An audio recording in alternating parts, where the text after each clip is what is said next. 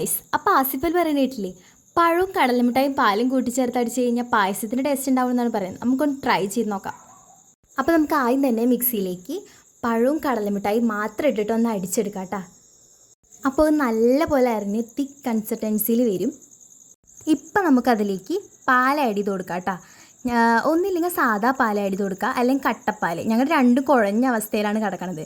പിന്നെ മധുരം ഇടണമെന്നില്ല കേട്ടോ, പക്ഷെ ഇവിടെ മധുരപ്രിയരായ കാരണം ഞങ്ങൾ മധുരം ആഡ് ചെയ്തിട്ടുണ്ട്. ഈ നന്നായിട്ട് അങ്ങോട്ട് അരച്ചു കൊടുക്കന്നെ. അപ്പോഴേക്കും നമ്മുടെ ഷെയ്ക്ക് ഇതാ ഇവിടെ റെഡി ആയി വന്നിട്ടുണ്ട് കേട്ടോ. ഏകദേശം ഷാർജ ഷേക്കിൻ്റെ ലുക്കൊക്കെ തന്നെയാണ്. കടലമിഠായി കുറച്ചൊന്ന് മാറ്റി വെച്ചോ കേട്ടോ, ആവശ്യമുണ്ട്. അത് മിക്സിയിലിട്ട് ഒരു കറക്കങ്ങോട്ട് കറക്കുക.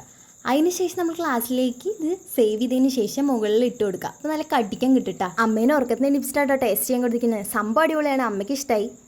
എല്ലാവരും ട്രൈ ചെയ്യണേ. വീഡിയോ ഇഷ്ടപ്പെട്ടാൽ ലൈക്ക് ചെയ്യാൻ മറക്കല്ലേ.